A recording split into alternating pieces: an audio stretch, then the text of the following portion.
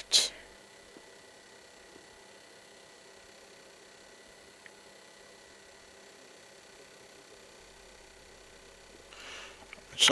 Okay, I think we're good on TikTok. Abi, on YouTube.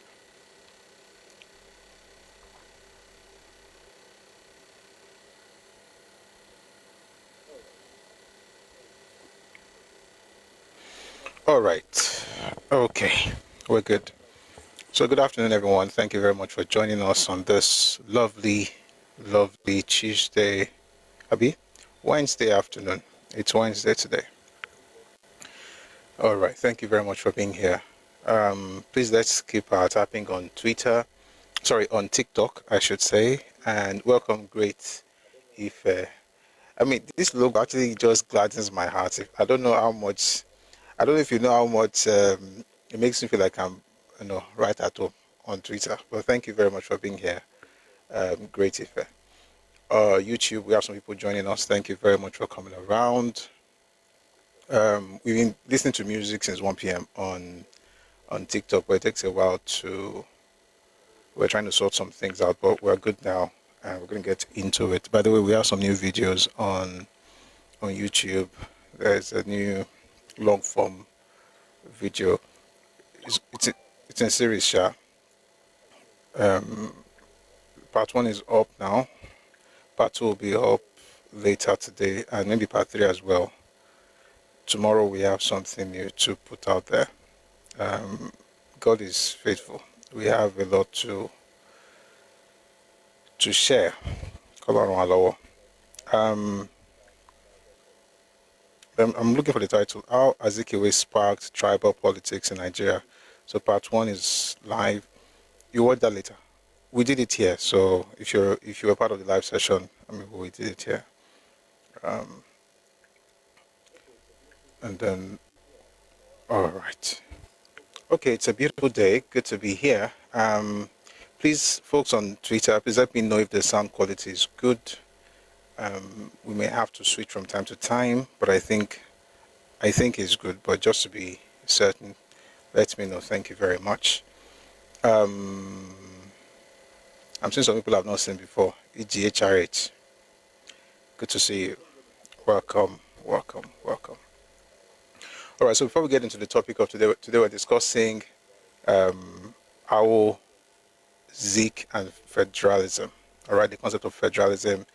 We're going to be looking at different sources to get Komo Kunjade Noroe, but the primary source for this series, which we started about 2 weeks ago, is Awo, the autobiography of Chief Obafemi Awolowo. So we're going to continue in that direction, but that'll be later on. For now, we're going to get into the news. So the format, in case you're joining us for the first time, we have the news, and then we will bring people up, on different platforms who would like to contribute to the conversation, and then we'll take everybody down, and subsequently we'll get into the conversation proper.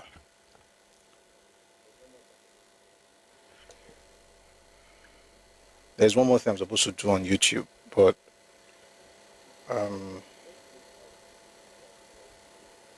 please let's do this housekeeping stuff very quickly on TikTok first. If you're on TikTok, please click on the heart icon beside Busri Oris up here. Please click on the heart icon. Engineer Sean Obafemi, thank you for being here. So I made it here today. It feels really good. Keep up the good works. Thank you, sir. Thank you very much. So if you're here on TikTok, please click on the heart icon right above my head beside Busri Oris. Join the team. If you're a member of the team, please click on it and drop a heart me. It's a little, but it does a lot of work. These are the things that help get the conversation on the FYP. Onyabo Nemeka, thank you for joining us.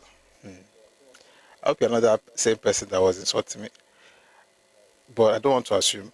But I'm glad you're here. Thank you very much for being here. So let's do this housekeeping. Let's do it very quickly. Everyone on TikTok, please, I really need your help. We still see the Amber Alert. We shouldn't be seeing it at this point. So we want to get it out of the way. So let's quickly do that. It probably take us another 30 seconds or 1 minute.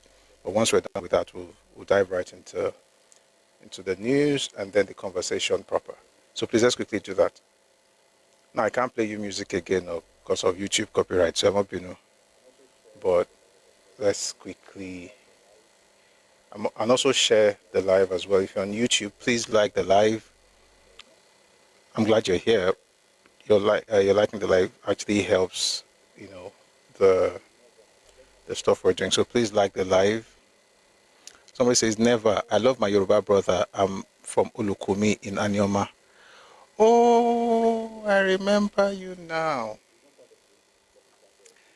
By the way, let me say something just in case. I mean, it's not part of today's topic apparently, but see, there are Yoruba people in Delta State who bear Igbo names. And that happened because of interactions and influence.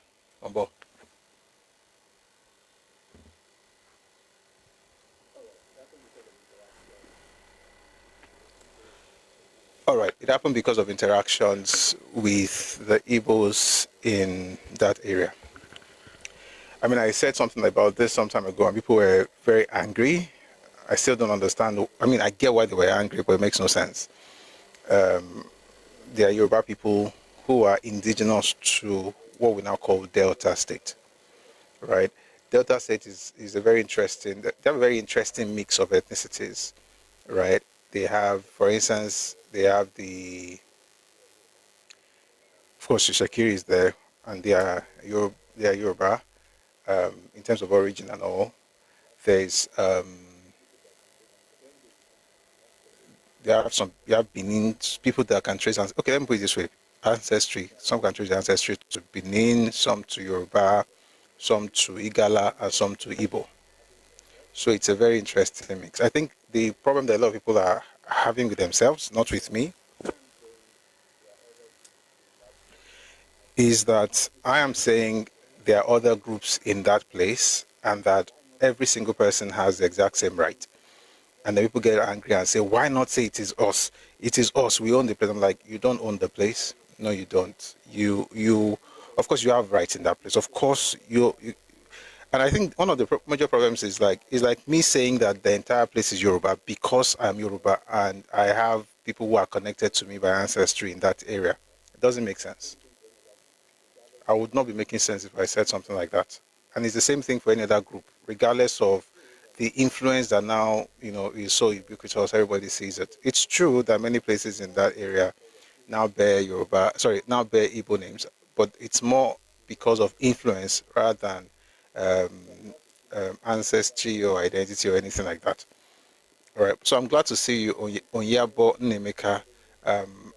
And it's good to see. So if you will hear certain names that they are not Igbos, but they bear Igbo names. People get angry and say, "What do you mean they're not?" But they are bearing Igbo names. It's because of influence. For instance, one of their towns, they have a number of towns. One of their major towns is called Okunzu. Okunzu is Igbo, but that's not the original name for that place. The original name for the place was Ekwefu, which of course is Yoruba. But again, Barashe, so they decided to use that name. But I think people are getting things wrong now and saying all kinds of things about, oh, we all, you are from us, we are from you. Yeah, everybody will be all right. Okay, I'm glad we're here. I think I've shared what I wanted to share on YouTube. Okay.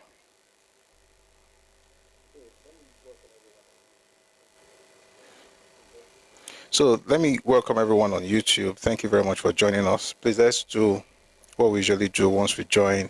Please like the live. Like the live. Oh, I've never seen this. What should I call this now? I've never noticed it. There's a goal stuff. There's start a goal on YouTube. I'll do it a bit more. But I know people give gifts on YouTube as well, which is quite good.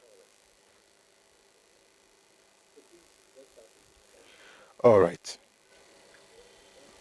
So please, let's start with even liking the live. Somebody says, no need to explain. Igbos bear English names and speak English, have towns with English names. Doesn't mean they are English. Yes, the difference is that English don't live in Nigeria and Igbos don't live close to the English. That's the difference. The difference really is proximity. So because we are so close, they just, conflict the whole thing. But they know what they're doing. And we know what they're doing. Right? All right, so quickly, if you're on YouTube, please like the live. I'm glad that you're here. I'm glad. But it's important for us to get more people in here. And we do that by liking the live, by sharing as well. All right. I realize I don't do it I want to for... me teach it on. I want to know. Okay. All right. The news. So we're going to do the news, and then we will get into the topic of today. All right. So in the last few days, Daniel the go-karter, Ẹkáàbọ. In the last few days, we've had news. Of what happened with Ibom Air, and very, very unfortunate. The way the lady was treated. Back and forth. People are saying, "Oh, she did it, she didn't do it," and so on and so forth. And because the news is everywhere, I think it's okay to start the conversation today with news about Ibom. There's no need to play any video or anything because I'm sure you must have heard it. You changed your name. I noticed. I was wondering, Olalekun. I know the picture, I know the surname, but I see your first name now.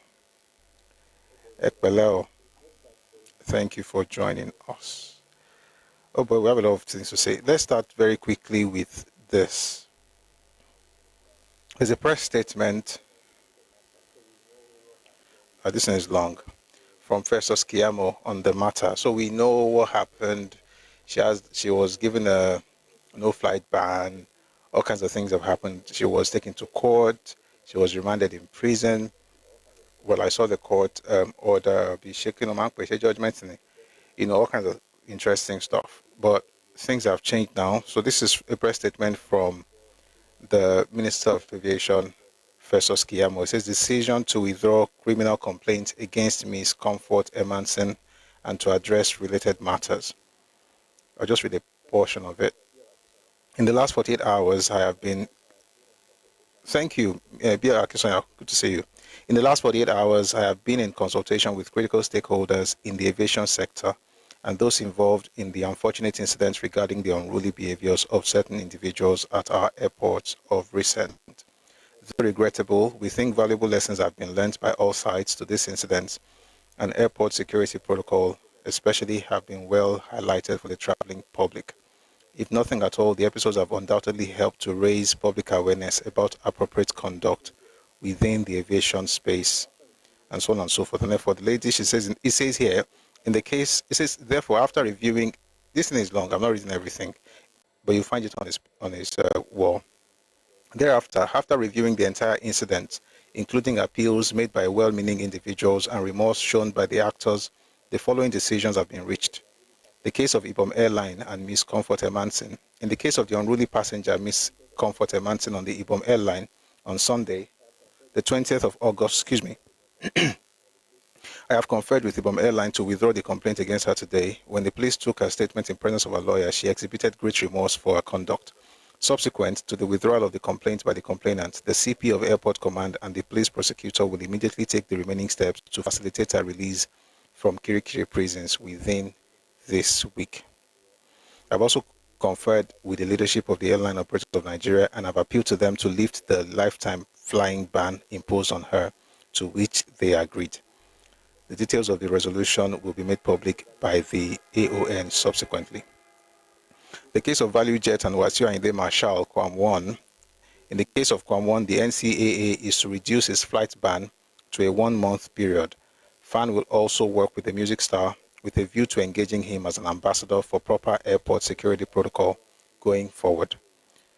In the case of Captain Oluranti Ogoyi, and the co-pilot, First Officer Ivan Oloba of ValueJet, the NCAA is to restore their licenses after the same period of 1 month ban, after undergoing some mandatory professional reappraisal. The details will be announced by the NCAA. I mean, that's the meat of the conversation, but it's quite nice to know that they've been able to resolve that, and that they're also not just allowing things to slide. So Kwamon will be able to start flying, to parties very soon. Moving away from flying, let's quickly look at what's happening with the rail system in Nigeria. Oh, there's a way to say tap, tap, tap. Yeah, more nights. Thank you. TikTok has some very interesting features. That's what I was looking for earlier. Interesting features these days. I want to bring in the other account so I can play audio.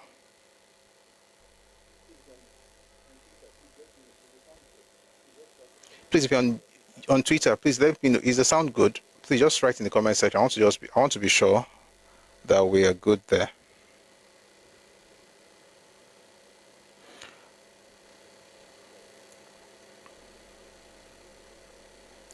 All right.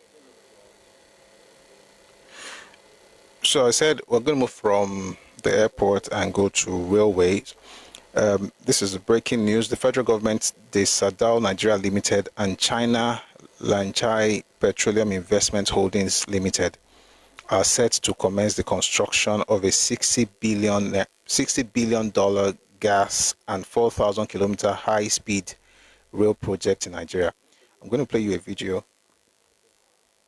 Excuse me. I'm going to play you a video that I think explains that. Let's quickly find it.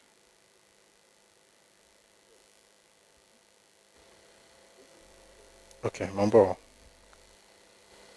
I'm going to read the details in a bit, but I wanted to just listen to.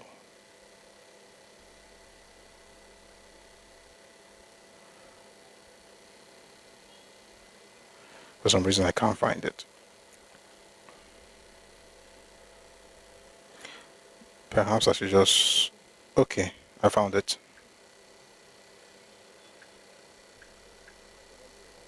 Mambo. If you're not Yoruba, Mambo just means I'll be with you, I'll be right there, or I'm coming. All right, but we're here now. Take a listen to this.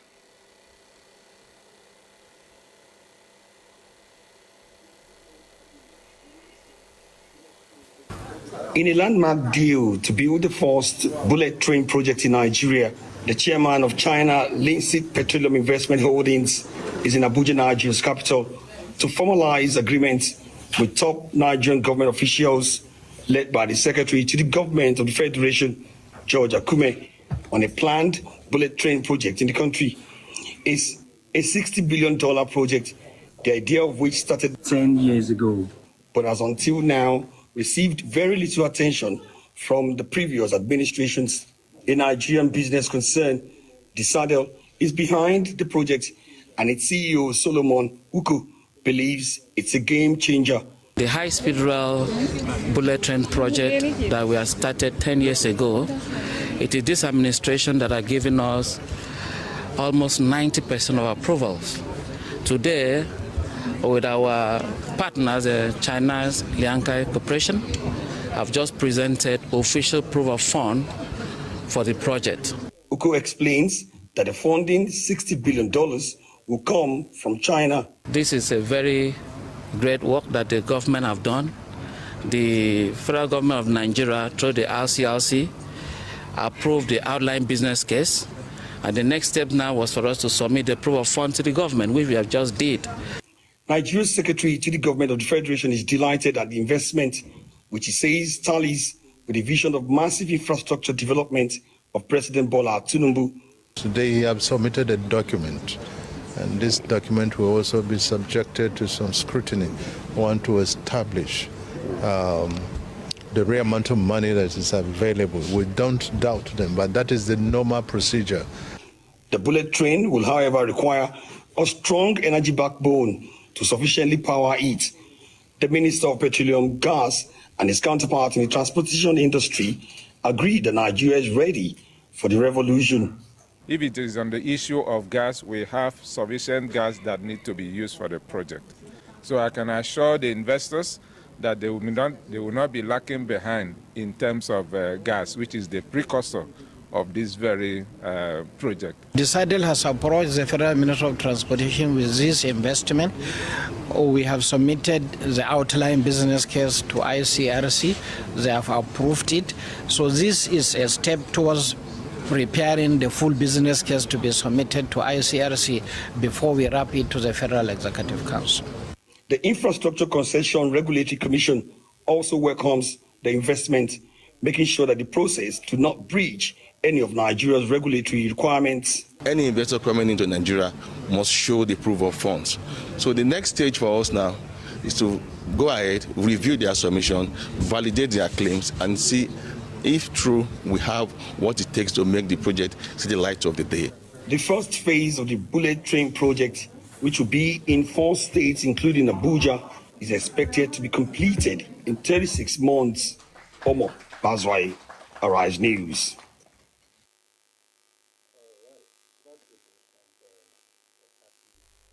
All right, so that's good news, and we're happy that we're experiencing that in Nigeria. All right, we're still going to be talking about transportation for a bit. This is from Cross River State, and I'm reading from the governor of the state. Sorry, not the governor of Cross River State, Senator Basi Edet Otu. And he put this out yesterday. That's the 12th of August 2025. He says here, today my heart swelled with pride for our dear Cross River State. At the Margaret Ekpo International Airport, Vice President Kashim Shettima, on behalf of President Bola Ahmed Tinubu, commissioned 2 brand new Kali aircraft and spoke so warmly about our vision for economic growth, tourism, and aviation initiative. I am deeply grateful for his commendation, but even more thankful to the people of Cross River who believe in our shared dream makes days like this possible. From the tourism strides under Donald Duke to rural development championed by Leo Moke to industrialization driven by Ben Ayade, we have taken these 3 engines and fused them into a single powerful drive toward a diversified, self-reliant economy. With Kali Air now growing from 2 to 4 aircraft and 3 more on the horizon, we are not just expanding a fleet, we are positioning Cross River as an aviation hub for Nigeria and the Gulf of Guinea, and unlocking more opportunities for our people. This is our renewed hope in action. This is Cross River Rising. This is quite nice. So Cross River State also has their own airline business, and they have 2 more airplanes. It's called Kali Air, just like you have Ibom Air. And in the comment section, a lot of people are insulting and criticizing, but I like what he said about Donald Duke, Lele Moke, and Ben Ayade. And if there's any way they can, put all those things together, especially what Donald Duke actually started, Cross River would be a lot better. So we're rooting for them and hoping that, they do well, because we need them to do well. Okay, moving away from that,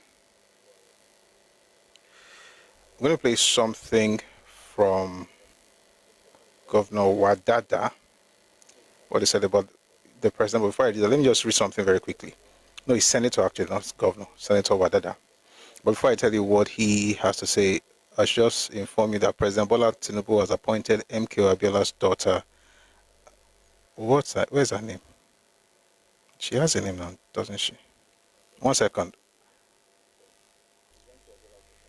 I want to read the report. She's MK Abiola's daughter, but she's also a person. And it's important to mention her name. Let me find that one.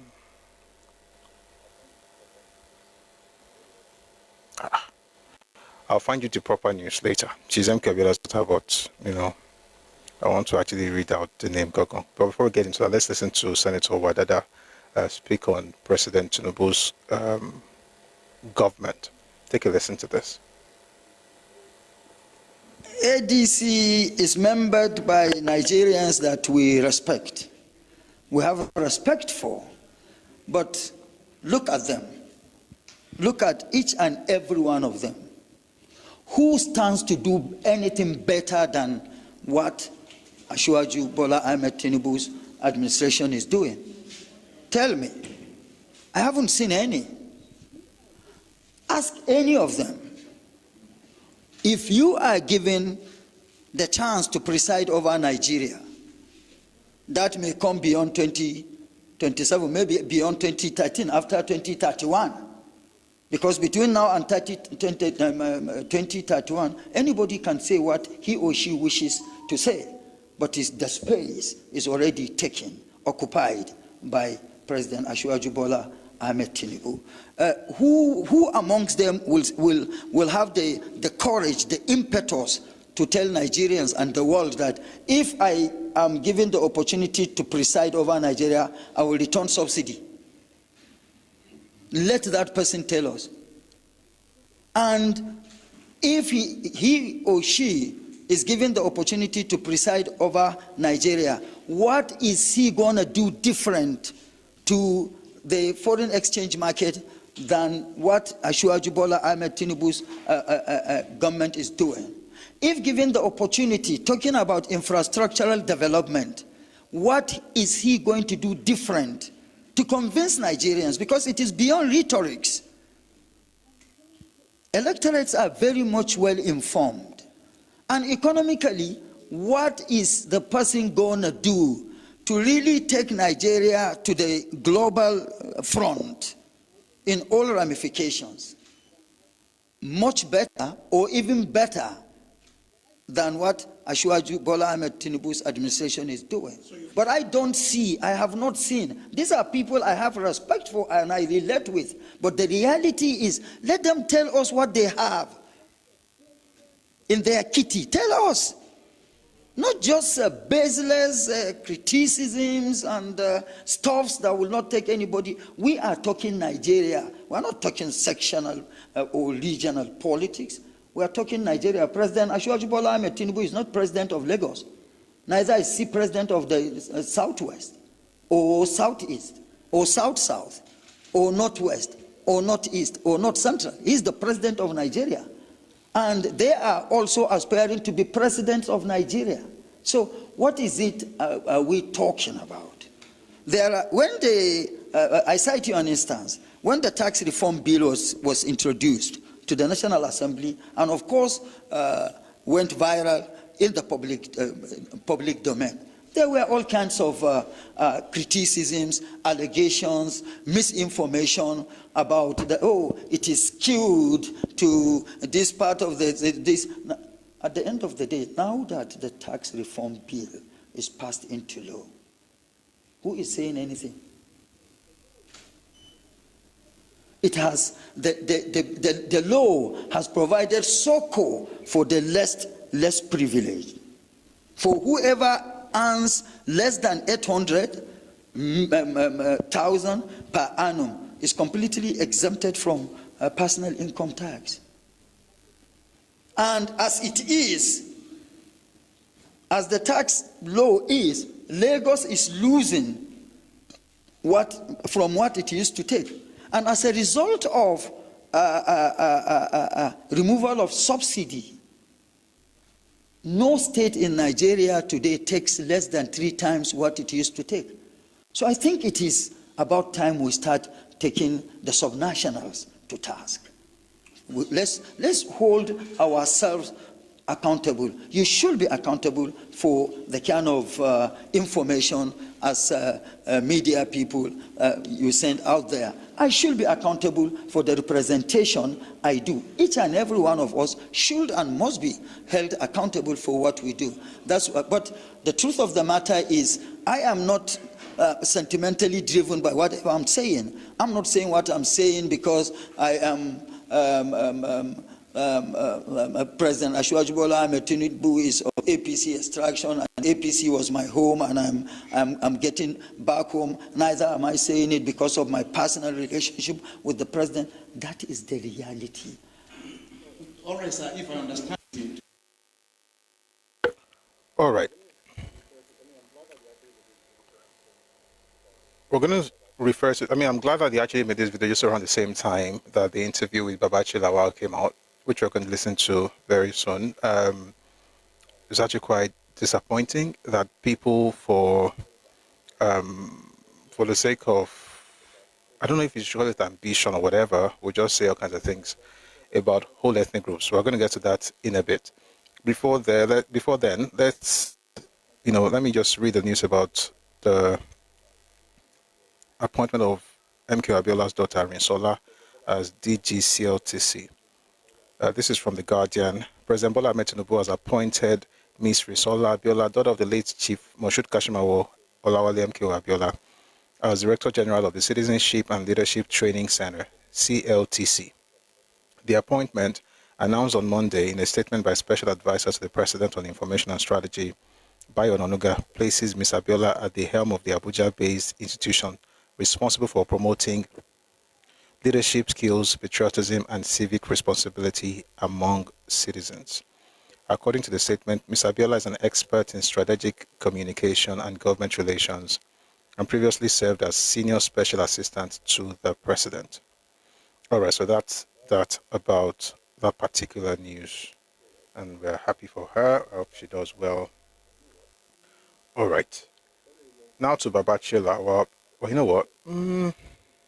Let me read one good news before Babachir Lawal. We need a lot of good stuff to make it easy to listen to what Babachir Lawal has to say.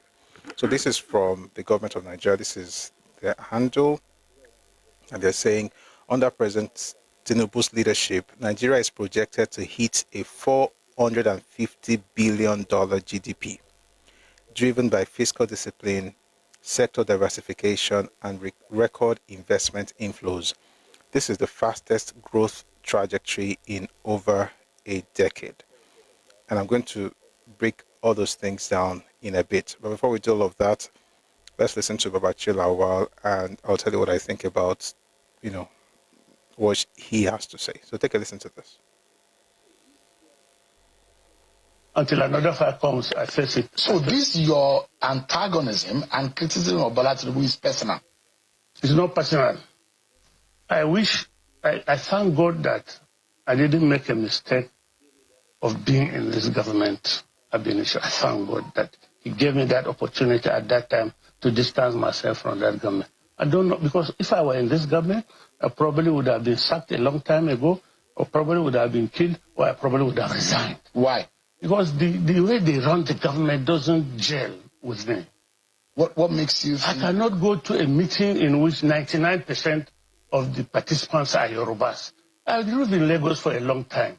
The tendency that they finish the meeting in their language and then I'm just sitting down there. I cannot go. Is that what operates? Yeah. They are so predominant in the system.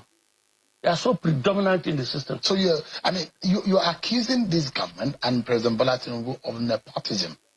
Let me tell you, when we were doing the campaign, after he went to that Lagos and said that thing that he said about Emeloko. That's Ogun State. Yeah, in Ogun State. There was a Bola Tinubu platform in which were participating. And they started insulting Northerners. Northerners are this, Northerners are this, Northerners are this, they are illiterate. So I wrote on that platform a WhatsApp group. These are the people whose votes we will need. If you antagonize them, we are finished. Then I wrote that. The problem with Yorubas, and I still repeat it, is that when you support them and they win, they turn around to convert you as if they behave as if they have subdued you, as if they have conquered you. They will not count your support. I used to say that all the time, even when we sit in his house and we say, no, BD is not like that. I used to say, look, gentlemen, if they are honest, bring them on this television, they will remember. I said, the thing is that we are just doing this because we want Bola Tinubu to be president. We that are not Yorubas will regret it. Because when you go there, they throw us out. They say, no, BD, why are you saying that? It's not true. It's happening now. Is it happening now? Exactly. Worse than that. I didn't expect it to be junket. I let me put it this way.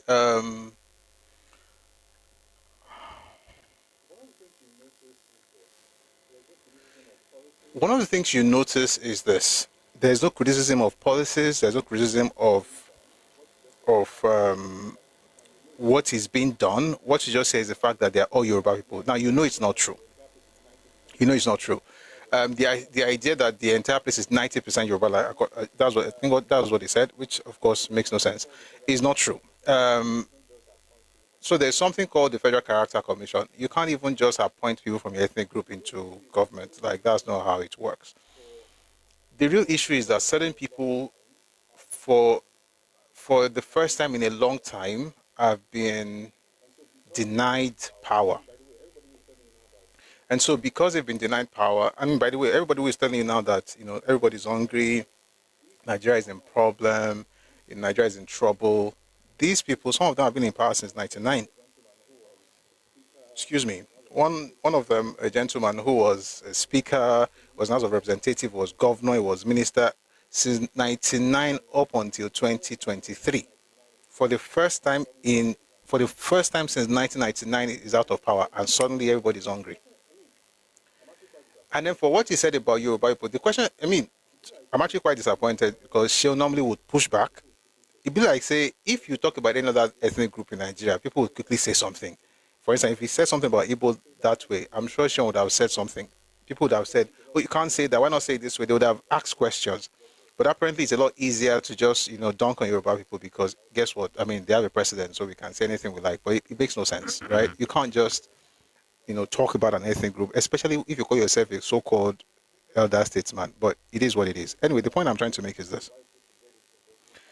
When he said that when you help Yoruba people to get into political power, they will now go against you. My question question you should be asking yourself is that who was the Yoruba person that they helped get in power?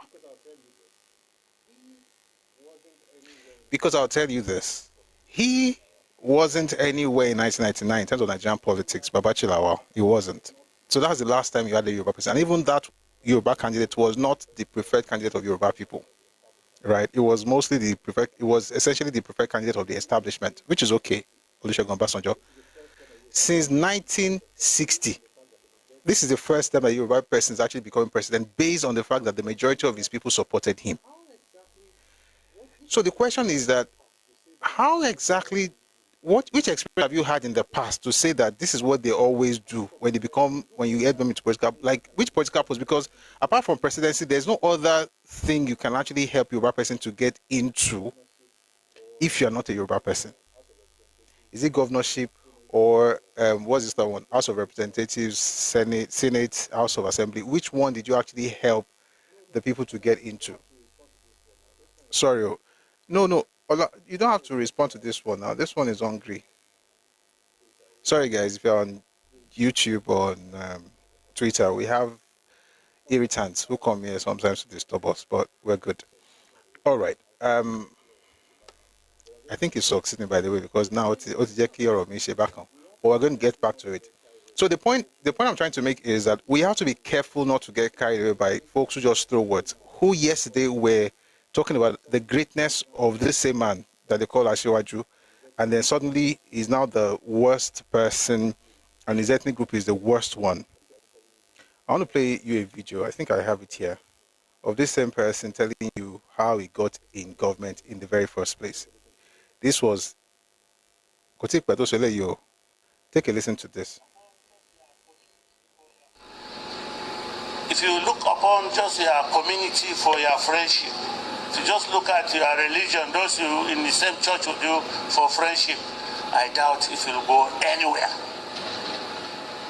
I don't want to come out categorically and tell you, but I am secretary to the government today because those people that I mentioned were the very first to plant the idea in the mind of the president. Those people were the ones. Because if I had been left to Northerners, it's doubtful if they would take a man from Kilba, a Christian, and make secretary to the government of the Federation. It's doubtful. But these friends of mine, I don't know if you've seen this very important headline. There's a longer version. I don't think it's here right now, where it mentions certain names. So the speaker is from minority group in the north. Yes, he is. He's not a major. To be honest, he's not really a major player, but he became SGF, which of course is something that we should be happy about. Give me a second. Let me tell you. Let me see if I can find that stuff. But if not, we'll just move on. Because for me, I think it's just a shame that folks will suddenly become agitated because they've lost power. And when they speak, they're not really talking for the people. They're just talking based on the fact that for the first time in a while, they are not in a position of power. But I hope they get it back, but not from this president, to be clear, because this one will be there to 2031. This man is, he's from Kwambla Hong, Adamawa State. So a very minority ethnic group in Adamawa State. But I'm glad that he has, made all those, progress. Yeah, a lot of progress apparently. And with everything the president does, is nepotistic. But speaking of DC, without having to go deep into, I don't want to spend because a lot of people are angry about, his rhetoric and the fact that you can dunk on Yoruba people. Even me, when I speak about, so I'm always talking about the culture, and I'll give you evidence. But a person looks at what happens not even between him and the president, just because he's not in power, just insult everybody. And by the way, I should use this opportunity to talk about this Emilokon thing that people always bring up. Emilokon was a statement that was made. Well, I think people know, to be honest. I'm not supposed to talk up. It was a statement that was made within a particular context, and it was the context of a political party, APC, Ogun State to be precise.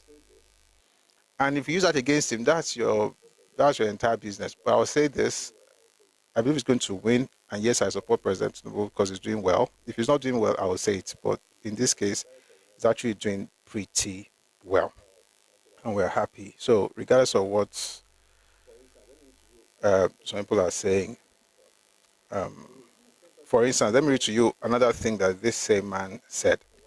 By the way, is this not the same person that insulted a TV host a while back? But so he says here, Northern governors will not be re-elected unless they join ADC. Who is speaking? Babachir Lawal.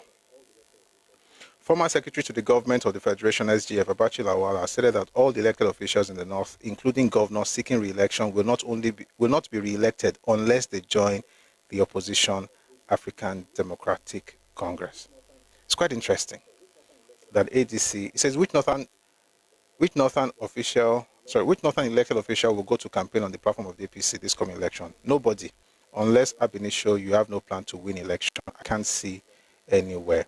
Unless they join the ADC, they will not win, simply because they belong to a destructive party, a party that woefully failed to perform.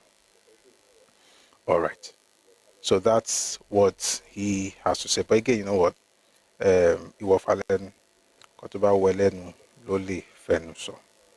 And speaking of ADC, 4 members of ADC were on Channels TV on Politics Today, I think it's a program with Seun Okinbaloye, and this is what they had to say. Take a listen. Because the constitution is very clear. If you want to become a member of a party, you go to your grassroots. That is the ward level. Are you also you feel the same way? What said you are from Borno, right? No. I'm from Nasarawa. Yes. So is your case the same? Same, but my signature wasn't there. Or you omitted your signature? No, I'm not part. It's not part. Okay, it's just Borno. But are you saying that you are not privy to, or you don't align with the mark leadership? Never. Did Mr. Owusu, did he meet the state chairman at that point? No, not at all. You see, when we came from Abeokuta 2022, because we went for Abeokuta to select our presidential candidate, that was on the 8th of June. Then Dumobika Chiku happened to be one of those presidential candidates. So it was at that point, we're thinking, after the primaries, Mr. Raf was who organized a convention to bring in new leadership. So he didn't do that, but we tried to question him because there's a danger in it. If you don't change the leadership, even if President Dumobi Kachugu happened to be the presidential candidate taken to court, under litigation, under that, there's possibility that he will lose out. So we're advancing on that capacity, on that ground. He refused to listen to us. After we returned, we had our meeting in the party secretariat where he chased the chairman all away. Yeah, because that is the beginning. So he chased all of you? All of us, because he brought in some people. 19 of us. He suspended us there and then. So from there, when we went to court, Justice Binta Enyako, she gave us the judgment that of course Ralph Mosu is no longer the term because his tenure has expired. That's what we're telling has elapsed. So he refused. He refused to abide by the law, the judgment. Then he went to Kaduna Zaria. Yeah, you are from Nasarawa. Nasarawa State. And you don't and the state chairman. I'm the state chairman Nasarawa. Yes. You also state chairman, chairman, acting chairman, Akwa Ibom State. Yes. And you are also not aware of it. Not aware of it. It's your signature. Yes. It's not there. It's not there. It's not so you are lucky. All right, so that's the interesting thing happening in the party that Babachir Lawal wants us to believe will change the nation. Good luck to them. Speaking of ADC, there's a lawyer, an activist, his name is Mark Opara, who has this to say about the ADC ticket and how, neither Rotimi Amechi nor Peter Obi would get the ticket. But that's his own opinion, but I think you should listen to him. Take a listen, guys. What political achievements? Thank you, Aaron. Thank you, Cynthia. It's my pleasure to be here. All right, let's get straight into it. What political achievements give Amechi this kind of confidence that he can defeat an incumbent president? Well, when you are talking about political achievement of Amechi, that's out of it. Anybody who is serious that comes out in 2027 to face President Tinubu will defeat President Tinubu in an election. What do I say? Be that P2B, even Rufai, even Atiku, any of them can defeat Tinubu. Going by the economic challenges, the present condition of Nigeria, Nigerians are frustrated. And as a result of their frustration, they needed a change. They don't want to know who is coming. The only thing they don't want to see President Tinubu and APC. Going by his unpopular policies, going by the unnecessary spending and wastages, going by the way he's handling the case of Nnamdi Kanu, going by a lot of issues put together, Nigerians are tired of President Tinubu and his government. Now, on whether Rotimi Amechi will win, he will first of all, before you go to heaven, you first of all die. He will first of all get the ticket of ADC. On whether he will get the ticket of ADC, I said no, he cannot. That ADC ticket is for Atiku Abubakar. They won't even give it to P2B. So if he's thinking about getting that ticket, he should just wake up from sleep. So that one is...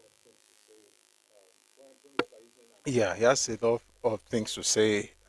When people are using Nnamdi Kanu to campaign and they plan to win elections in Nigeria, I wonder how we got where we are. But I think we know the answer already. And the answer is what? Ethnic jingoism. People would they would shield a criminal regardless of what the person has done because the person is from their place, right? So someone is saying because of how he's treating Nnamdi Kanu, how is he treating? I don't want to dwell on that, but it's just to tell you the way people's mind works. So that's going to be a criterion on judging the way the president has handled, his tenure in office. I think that man, they should actually finish what they want to do about him so I can, know his fate as soon as possible. But then the other thing I actually want to talk about was what he said, the ticket belongs to Atiku and not to Amechi or, what's the other person? Peter Obi, which is quite interesting considering the fact that a lot of them are fighting. I mean, a lot of them are hoping to be the one to be the president of Nigeria on that platform. But while he's talking about what's happening, I have to stop to quickly play one from the governor of Niger State and then the other one from the governor of Anambra State. So I'm going to go very quickly. This is Governor Bago. Governor Umaru Bago, the Niger State governor. He has this to say at an event 2 days ago. Take a listen to this. Oh dear. Oh, I'm looking at a different device. I thought it was that one. 1 second, please. Okay, we're good. All right, take a listen to this. Imposed Director General of the Labour Campaign for 2020. And Niger State is the campaign headquarters for Aswaji.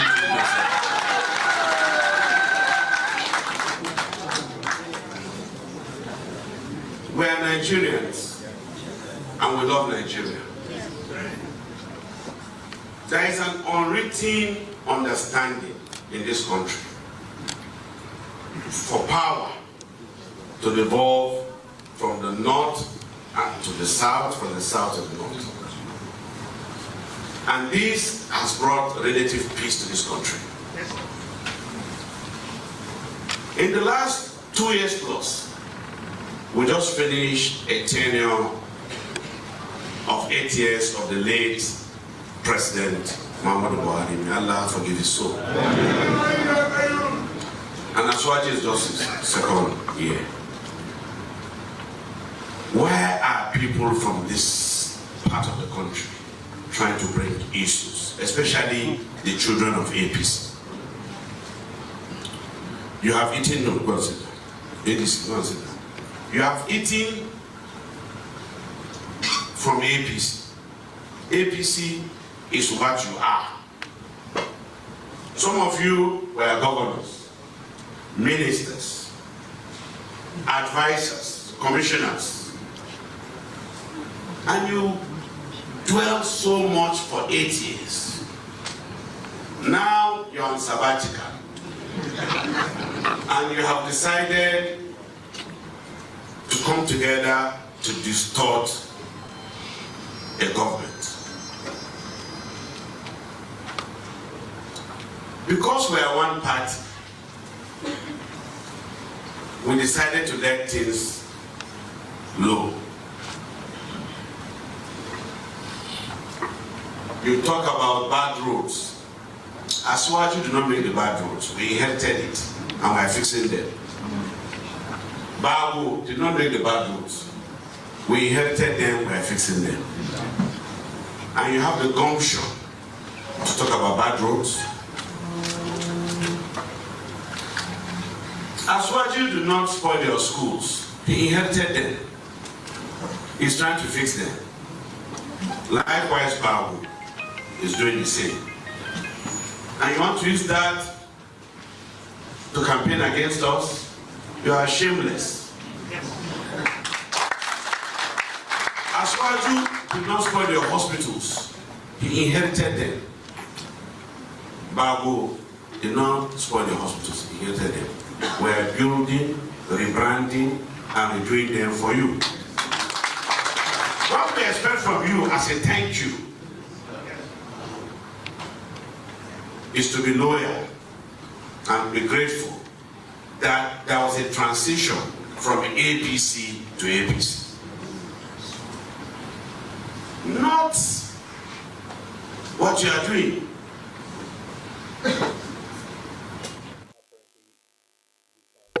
I mean, he has so much to say, but apparently we can understand that a lot of people are angry, not because the government is doing nothing, but because they are not in government. And speaking of the good things the government is doing, I'm going to read this from the Daily Trust. Federal government to construct 1.5 trillion naira light rail line in Kano. The federal government is to construct light rail line in Kano metropolis worth 1.5 trillion naira. The chairman, House Committee on Appropriation, Representative Abubakar Kabir Abubakar, has said. Rep Bichi, while answering questions from the newsmen in Kano, said the project would alleviate difficulties in transportation in Kano metropolis. That's within Kano Gogon. The Kano Metropolis Light Rail project, which is worth $1 billion, equivalent to 1.5 trillion naira, is preparing to guys, not be me now, waiting the right inside, say it's preparing to procured. I think to be procured or something like that. For those that traveled abroad, especially Europe and Asia, have seen such projects over there and know it's important. The project will immensely add value to the economy of the state when completed. So let me read a bit more. Representative Bichi said, contrary to speculations, President Bola Ahmed Tinubu has initiated critical projects ranging from infrastructure, health, agriculture, education, and security in the northern Nigeria. It is funny for some people to say President Tinubu is not interested in this part of the country. I am the chairman of our corporation, and I knew what the president has done to the north.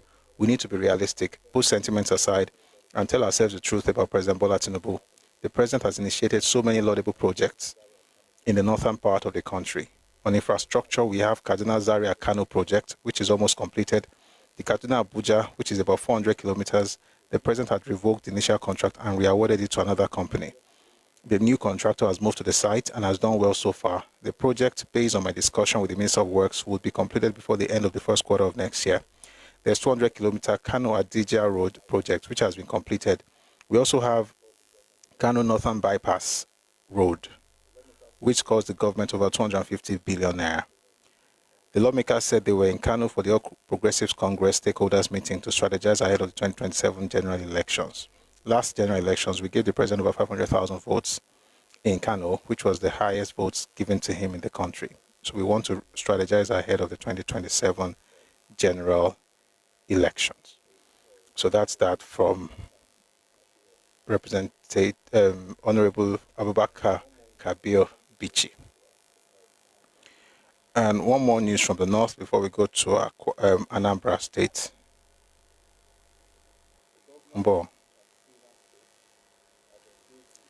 The governor of Katsina State has engaged with Saudi Exim Bank on a halal meat export and strategic investment collaboration, aiming to position Katsina State within the multi-trillion-dollar global halal economy, which is projected to $3 trillion.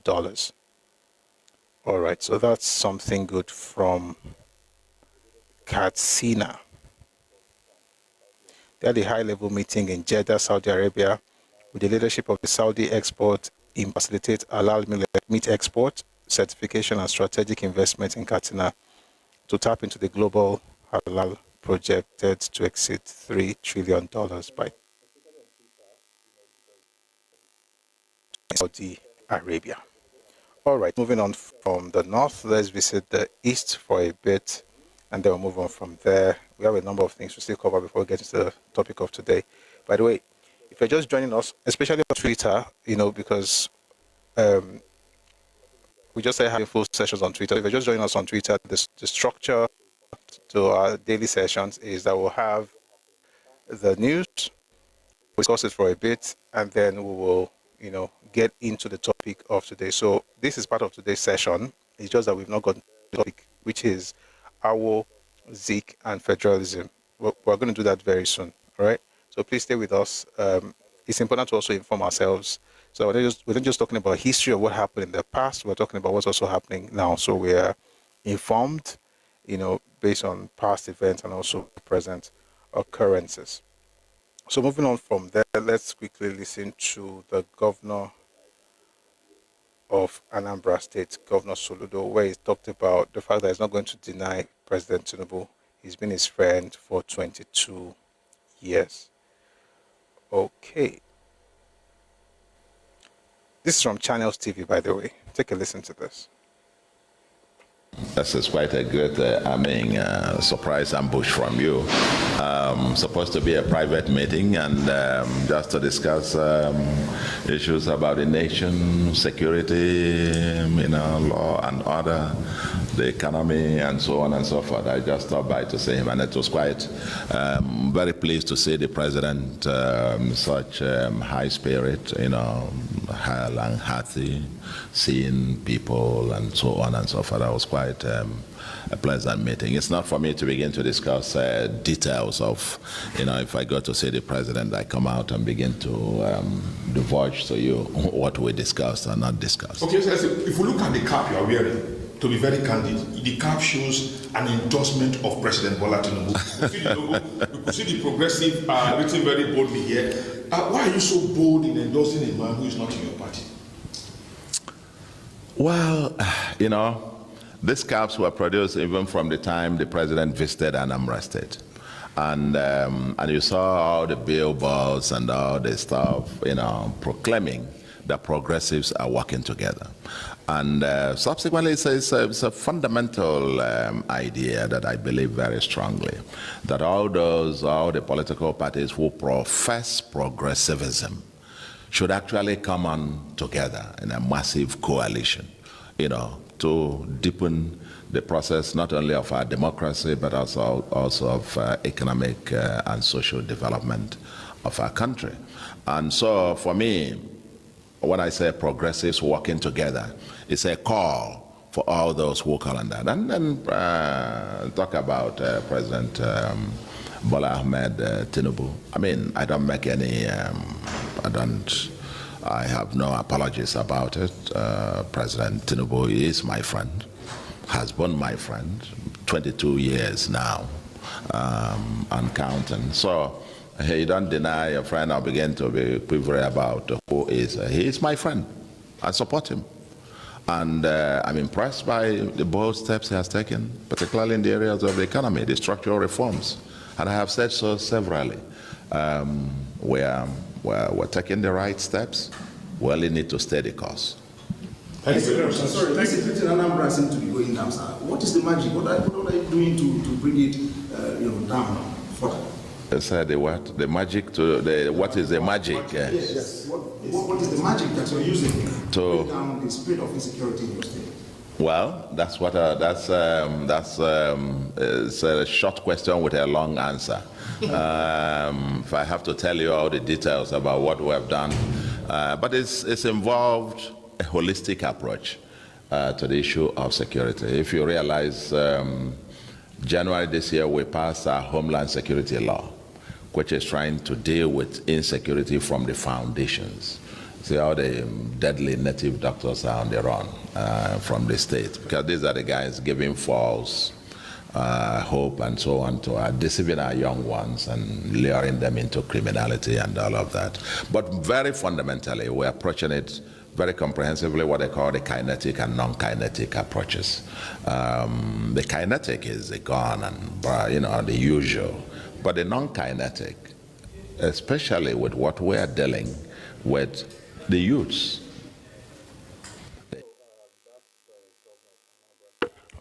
All right then. So that's the governor of Anambra State talking about his relationship with the president and the fact that he can't deny him.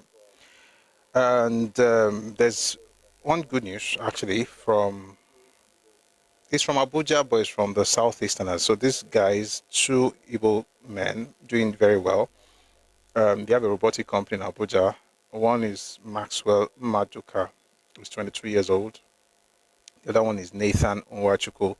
He's 23 years old. And I just think this is quite inspiring. So please take a listen to this. Terra Industries. It's a robotics and drone manufacturing startup right here in Abuja, Nigeria. I caught up with the software engineer behind it all. Take a look. In this factory on the outskirts of Abuja, an emerging industry is busy securing some of Africa's critical infrastructure. Terra Industries, co-founded by 23-year-old Maxwell Maduka and 22-year-old Nathan Nwachukwu, is building autonomous security systems powered by artificial intelligence and drones. I've always been thinking, what is the best way to truly help industrialize Africa? And I've always believed that it comes down to the big three: security, energy, and food production. We wanted to begin with what I think is the common denominator holding the continent back. So we began building out autonomous systems to solve the security crisis in Africa.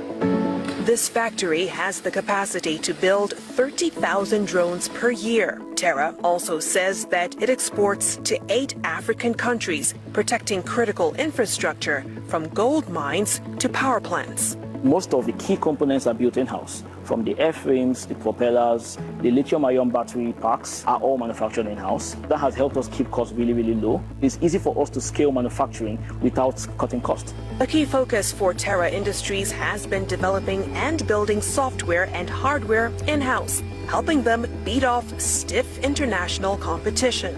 You managed to lock down a pretty lucrative deal, $1.2 million, beat out an Israeli consortium. Big deal. What would you say gave your product an edge? I would say it's the end-to-end integration that we had. It's not every day you see a company that's building both the hardware and the software at the same time. And we have companies that are acquiring hardware and then, building out their own software internally, or acquiring software and building out the hardware.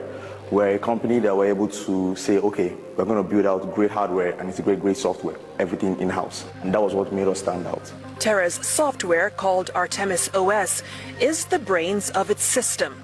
And in the field, its flying drones watch from the sky, and its sentry towers, equipped with cameras and sensors, watch from the ground.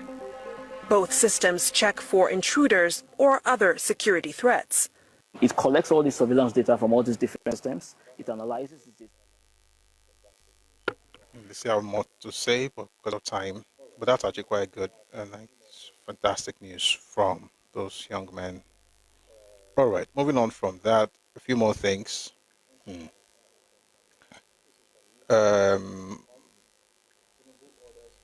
second, I'm trying to open something. This is from newsleverage.com. Tinubu orders free healthcare for low-income retirees, police pension reform. President Bola Tinubu has ordered the immediate rollout of free healthcare for low-income retirees under the Contributory Pension Scheme, CPS, describing it as a vital step toward ensuring social protection and dignity for Nigeria's aging population. The directive was disclosed in a statement released by Bayo Onanuga, Special Advisor to the President on Information and Strategy, following a high-level briefing at the Presidential Villa with the Director General of the National Pension Commission, PENCOM, Ms. Omolola Oloworaran. All right, so that's good news for our elder citizens. CSP sent, so moving to the police now very quickly. This one is good. CSP Sentome Obi, the police officer who made headlines for rejecting a whopping $17,000 bribe, has been officially promoted and honored as the police officer of the year. And one more news from the police. This is from the Director of News. Tinted glass permits. The Nigerian Police Force has extended the grace period for enforcement to October 2, 2025. So if you have tinted windows, anything that's tinted in your car, shall go and collect permit. All right, moving on very, very quickly. The former governor of, I'm trying to find that news, former governor of Sokoto State, Governor Tambuwal, was yesterday arrested by the EFCC over alleged 189 billion naira scandal.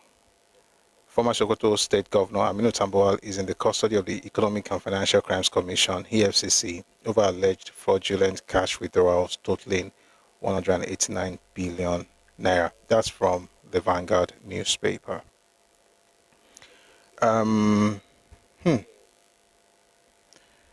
Okay, we still have some time. So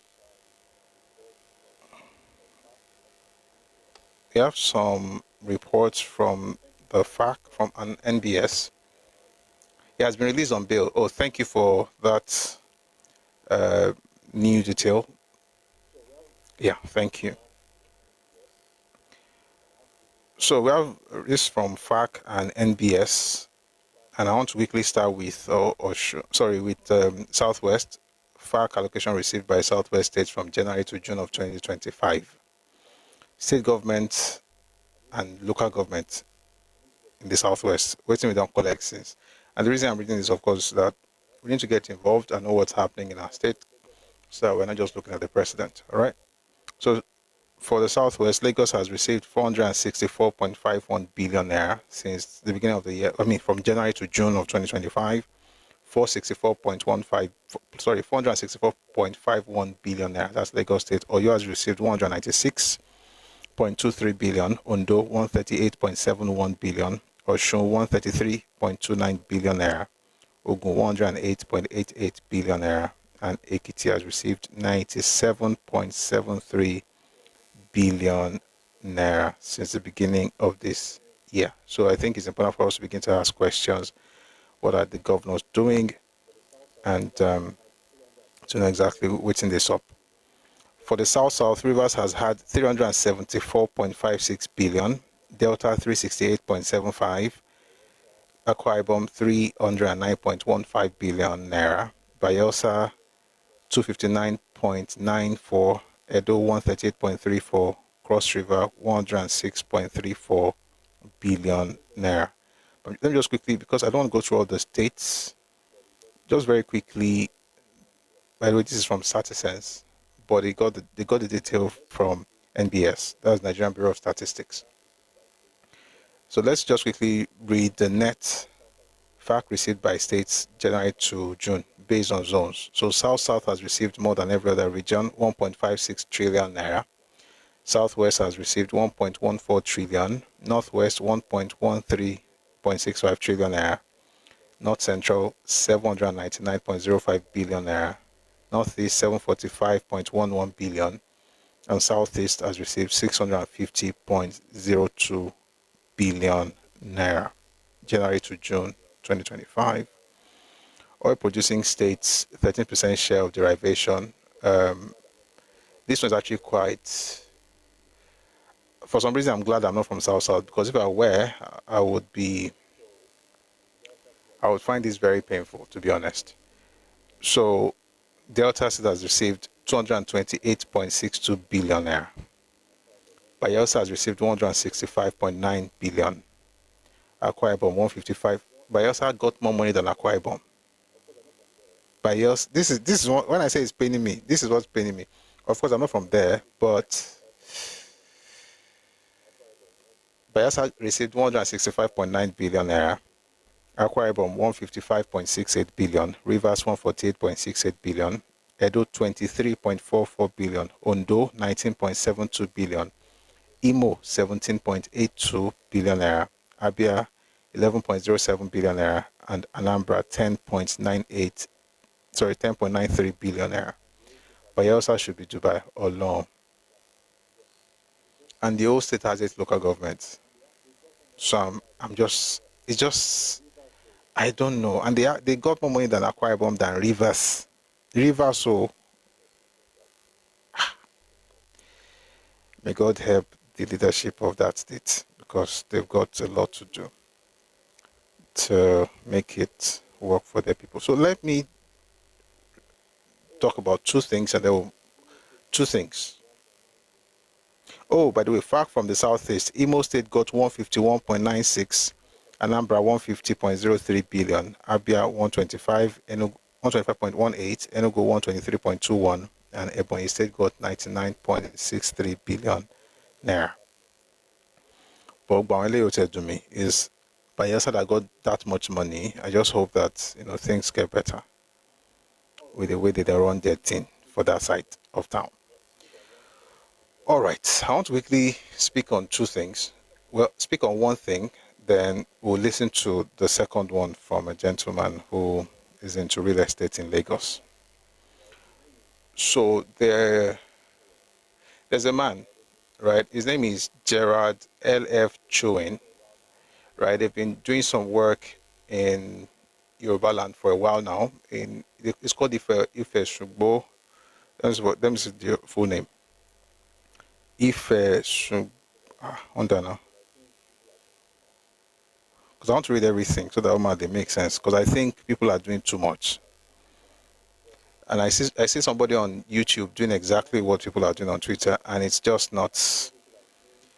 Folks, we have to learn how to compartmentalize. I don't know what people are doing. Is it conservatism or bigotry? Like, it's important to get things straight. You may not like what I'm about to say. Let me just say it now. You may not like what I'm about to say, but I think it should be said. It has to be said because people don't get it. This is what I say about when people, for instance, when they used to be in, let's say, Peter Obi's group, Obedient, and now they've seen the light. And now that they've seen the light, the next thing is just any small thing. They just say, "Oh, we hate this thing. No, it must be Yoruba. If it's not Guinea-Con," that is not what it means to be conservative. That, for the most part, it's extremism. And there's nobody to actually say it. And I want to say it. You may not like it, it's okay, but I should say it. There's Aviation archaeological project. They started it's called SARS in 2015, phase 2. And then they've been doing work they've been working at IFE for a while now at a place called Itayemo. Now, the man has always been they've been talking about, I've been following this stuff for some months now, because now February, he will post certain things. Of course, I'm not an archaeologist, but I think I'm interested is about Yoruba land, and also it's about Ife. So I want to know what's happening. So I've seen a lot of things that also confirm what we've known before. For instance, the paved roads and those things you'll find in a lot of other materials anyway. So, but it's good to see this. By the way, let me first say that the co-director of this entire thing is a man called Professor Adisa Ogunfolakon. Professor Adisa Ogunfolakon is the one in charge. The thing they are doing right now, they can't do it without him. And they're also working with the guys in Ife, in OAU, Obafemi University. They are the main folks that they're working with. So they've done glass analysis, portrait analysis. They've excavated different things. They've done material analysis on that particular site. So it's a totally scientific stuff, right? So like I said, excavation, all those kind of things, glass beads, fantastic stuff they found in that particular place, right? So this man over time would share images of the work, of their activities. So for instance, I'm looking at one with the curator of the National Museum at Ife. Fantastic things all through. However, last week he shared a number of pictures, and 2 of them, I think, got certain people riled up, and I think is bringing out from us what wasn't there. And the reason it's bringing is because you guys got, and I'm going to say this, I hope you understand, but some people got some extremism from certain places. For instance, when you were in obedient movement, anybody who didn't agree with you, you cancel them. When you now got into what you consider to be conservative, what you are doing is not the same thing. This one is about self-preservation, not about destroy everything. Yesterday, I was watching a documentary on Samsung. A lot of the things that changed Samsung was Samsung, of course, a South Korean company, got people from Europe, from America, and from Japan. And it was the combination of those 3 in sales, in R&D, and in development that actually changed the trajectory of the company. It's still a South Korean company. But this thing of, no, nobody must touch it, you're not a child.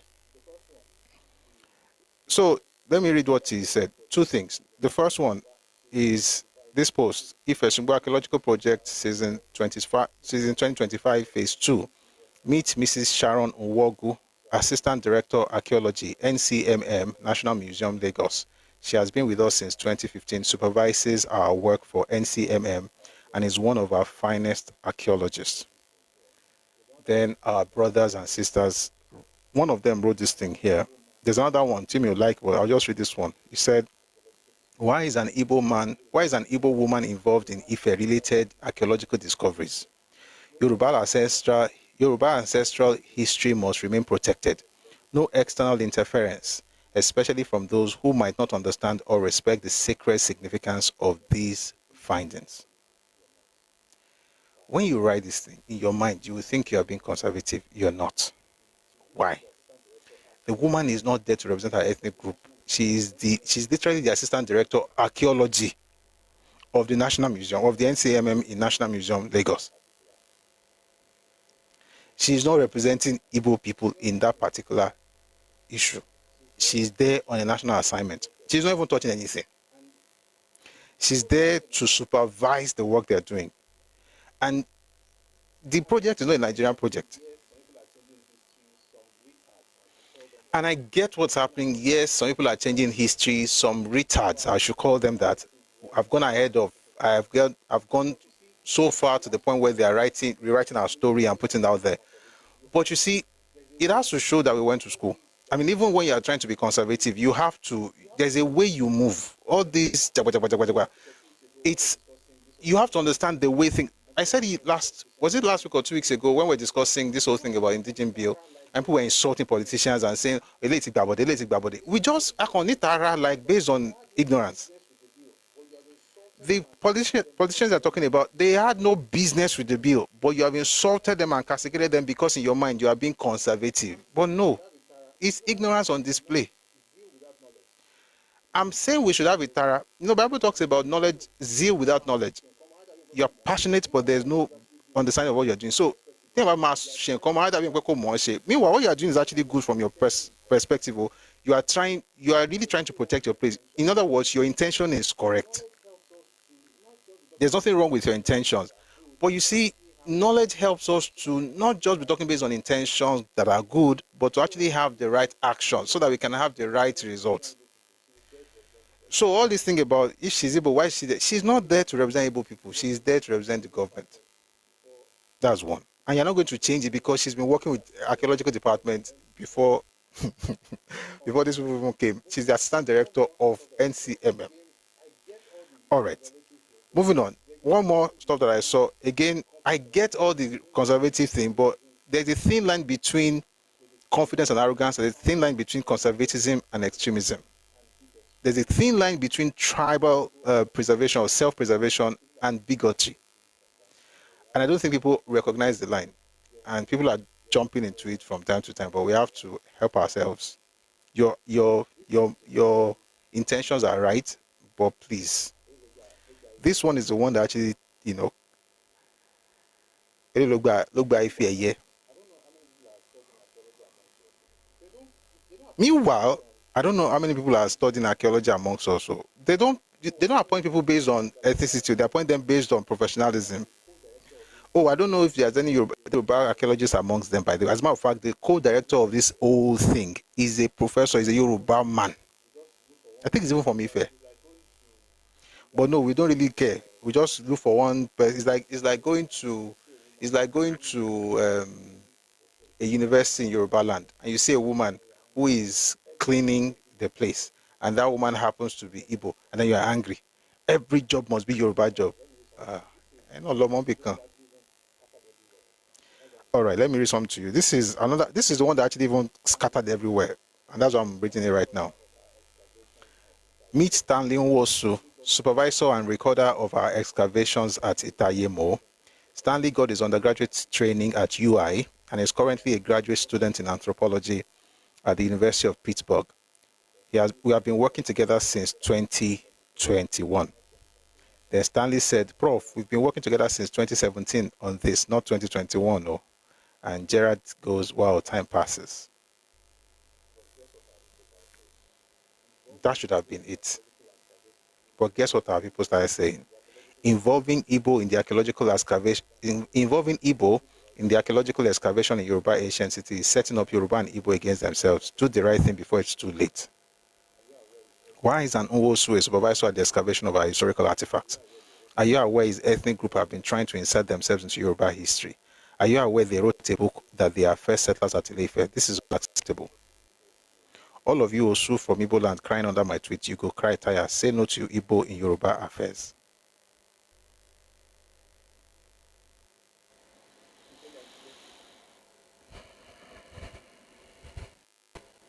Sincerely, I get it. I get it.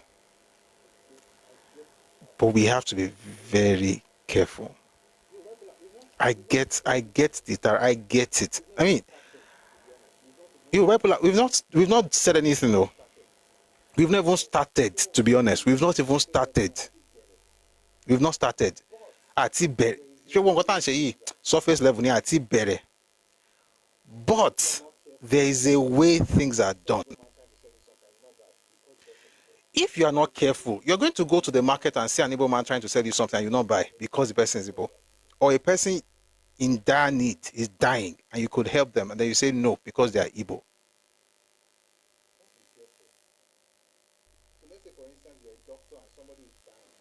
You have to be careful. So let's say, for instance, you're a doctor and somebody is dying, and not only you feel help them, but because you are conservative, this person is like, I don't have time.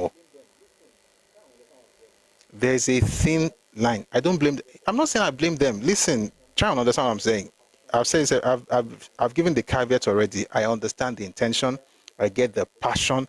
I understand where the anger is coming from, and I think it is right to be angry. But you have to temper your anger with knowledge, or else you are going to go to another direction. So you are saying, for instance, that an able person, we have to find a way to share find. But see, my own is this. I've said it several times. I like to walk in the middle of the road. There's extreme left, extreme right. Extreme left, extreme right is when you chalk everything down to where you're from. We should be careful. That's what I'm saying. So someone says, do we not have a Yoruba archaeologist? Where was Yoruba archaeologist when they were looking for these people? And by the way, who told you that there are no Yoruba archaeologists on this team? There are Yoruba archaeologists on this team. I've said it several times. The co-director himself is a professor who is a Yoruba man. He's from Ife. There are many other people working in this place who are Yoruba people. This is not the first time. I saw what they put out last year. They've been working for a while. There are Igbo amongst them. In fact, there are like 2 or 3 Igbos in the video when Kabesi went to visit them. I think it was last year. By the way, another funny thing is this. We don't know when things have been going on. I take Parika to Besi, get to Besi Binu. But on one way, Ibolawa. Meanwhile, àwọn èèyàn wá wà ń bẹ̀ tọ̀pọ̀. Wọ́n kàn wá dárúkọ ilé pé òun ló ń rí ìkọ́dùn kan tán rí. Cannot be Igbo. It cannot be Igbo. Now, I know, again, let me make it clear. This, I understand it, and I think it is valid, but I think that the expression has to be rooted in knowledge, or else we'll go to the extreme of just hating people.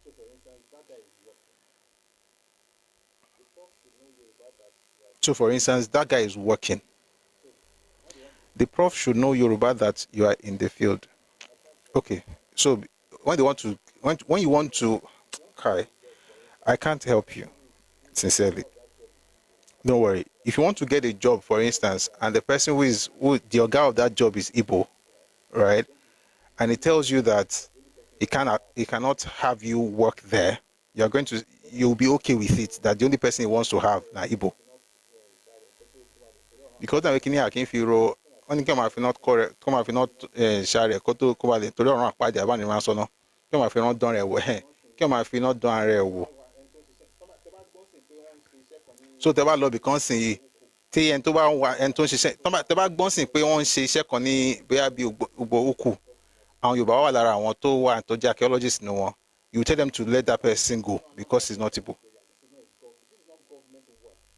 There is a balance. This is not an Anambra job for Anambrarians. This is not a government. This is not government work. This is a project that's even sponsored by is it France? I think it's France. Prof, you are moving to left. No, this is where I've always been. Maybe you're just discovering. If you thought I was right, far right, I am not. Let me just tell you right now, in case you don't like me, maybe you know Kuku like me right now. I've never been extreme. I've always been in the middle of the road. I will stand up for my own. I will speak up for stuff, but I don't do all this thing where we just go to the extreme and start shouting, hey, Igbo. I want you, but one bet on Shishalo don't want Kinikaji someone. Console Kupawan with the one say Igbo. Conservatism is not extremism. And this thing I'm saying on Twitter is not what it means to be a conservative. Most of what's happening on Twitter is mostly passion filled with ignorance. That's the truth. And the point is, like me, I know that I've said it before. Some of you will not like what I'm saying. You may even hate it, but it's fine. But in because again, this is not about them. It's about you. If you allow this thing to gain ground in your heart, you will hate yourself. In the name of conservative, you just have oro in your heart. Again, it's an advice. You don't have to take it, but I hope you get it. The point is that preserve your space, protect your space, but believe it or not, you are going to have people from other places working your stuff. It's the truth. But of course, you're going to have your people first. Only town your master, only only. I wonder what you think. You know what? I won't even.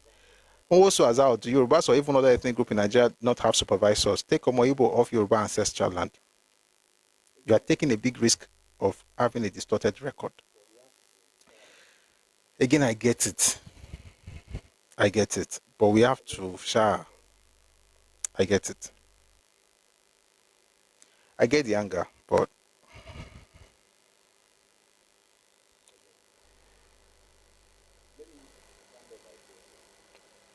I get it. Let me round up by saying this, because I think somebody has to say it. I might as well say it. When it comes to things like this, you do it based on the individual. Always open to people working, but Igbo can't be trusted.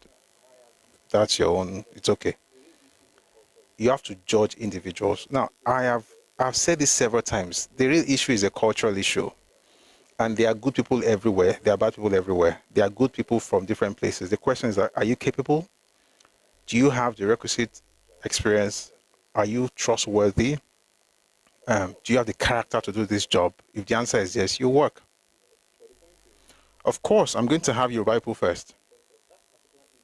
But the point is, if the person is able to do this and I can trust them, that particular individual, I don't know. Have you not met any good person from Igbo land?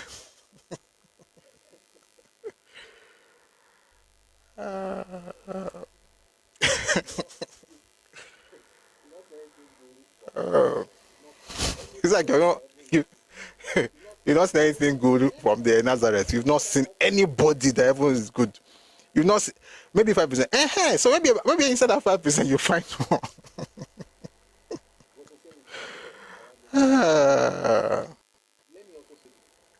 But sincerely, to be fair, I understand where this is coming from. Let me also say this just to make it very clear. Colin Show, thank you. I saw that stuff you sent. God bless you. Thank you. Let me also make this very clear. This thing is reaction. Yoruba people are not doing this. They didn't just wake up and start doing this. They are doing this because they've been pushed to the wall. But I'm saying that don't become what you hate. As a matter of fact, don't hate at all. Because if you're not careful, you become the exact thing that you are speaking against. That's the point.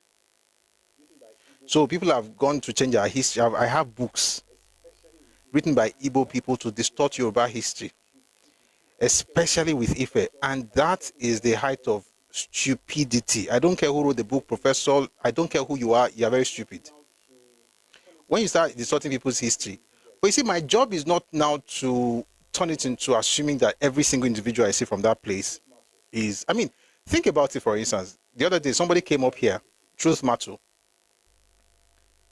Do you know he's hated by Igbo people? And he's Igbo. He is hated by Igbo people, but he's Igbo. Please, if you're on TikTok, power tab. This thing is showing amber alert. We have to get Tony Green. When he was talking that day, I saw a lot of us in the comment section talking about, wow, so there are people like this. There are people like this that can speak the truth, and they know the truth. They know the real issue. And does anybody remember Truth Matter? He's been here a number of times. And he's not the only one. There's a Kenneth. With Kenneth, I don't agree with Kenneth on everything. But Kenneth is not your average Joe who just takes on victimhood like it's something.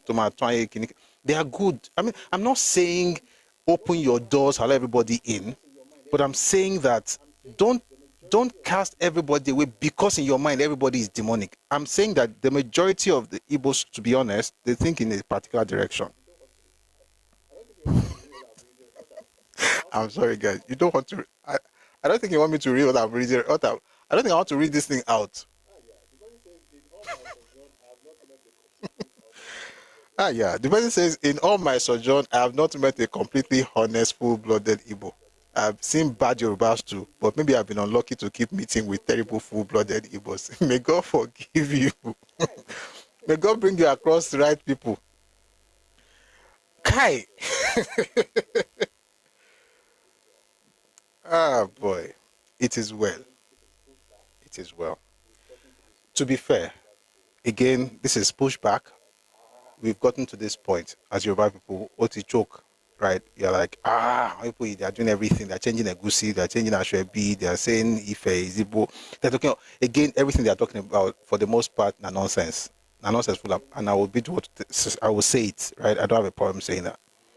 But I'm saying that when it comes to professionals, you want to judge the person based on their own merit, right?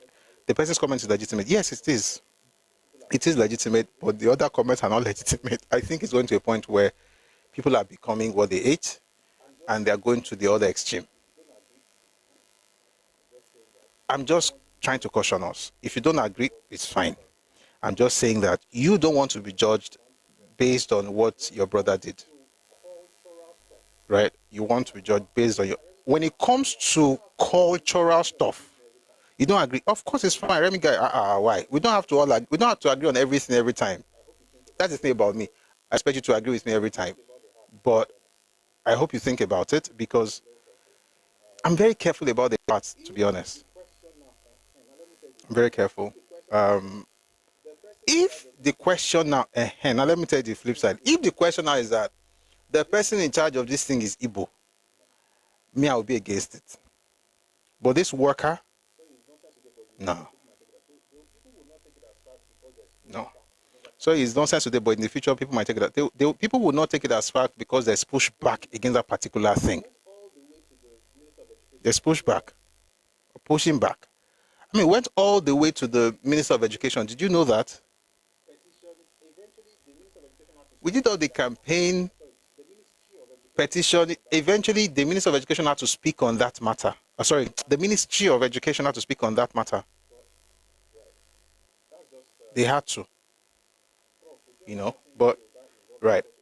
That's just, Prof, would you have imagined a Yoruba involved in such historical adventure in your Igbo land? Of course. Of course. You don't think that Yoruba people involved in universities and research work in Igbo land? Of course there are. Yoruba people involved too. You think when Thurston was working in... by the way, I hope you get the point. If you don't get it, it's fine. Just think about it, right? Protect your space, speak up for your people. Don't be cowed into stuff, but also don't become what you dislike. Somebody says, if we can't find Yoruba for the job, give it to some foreigner from outside Nigeria. That's the point. It's not your job. It's a project from Europe. And this person was recruited in the US.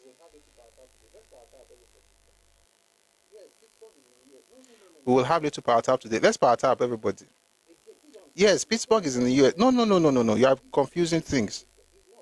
Again, this is what I'm saying, that we don't understand what we're even fighting. You think the stuff is coming from Pittsburgh. It's not. It's the guy that's coming from Pittsburgh. The project itself is not even from it's from different places, right? It's France. It's French. And you did not start this year. For about 10 years. And the person who is directing together, there's a French guy, and then there's the Yoruba man, and they are the ones directing the project. Again, let me just advise. Do your conservative work, but please, let's try and be getting information so that we'll not be getting angry necessarily. Let me be honest, from their jobs, it's very difficult to see other tribes. I don't know that one. No. I'll only power tap if you say Igbos must leave Yoruba land. I can't say that. I can't say that. So I hope you power tap. I hope you change your mind, but I can't say that. Observer, you are repeating the same thing. What does it mean?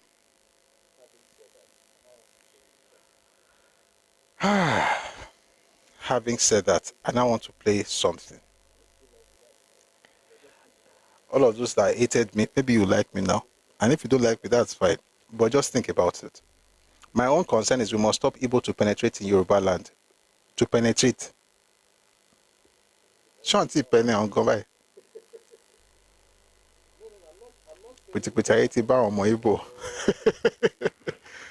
No, I'm not saying slack off and open door and say everybody. Today, Igbo guys will love you. Let me play this video before I know whether they will love me or not. They might also hate me. See, the point is that me, I don't really care. Who loves me, who hates me, I don't really care. It doesn't do anything for me. I mean, I would love to be loved. I love to be loved, but people's love or hate doesn't go to another me. But I hope we get the point. And I know that you may not like it, but if I can't tell you this, then why am I here? I don't pander to anyone. Yoruba or Igbo, I don't pander. Okay? Now let me play this one. This one, I think it might change your mind, but whatever. So this guy is called Duru Bond. He's a real guy in Lagos. He put this up, and then I'll read to you the responses he got. Take a listen to this. Currently, I was hunting, and I said I didn't want to use any of my privileges.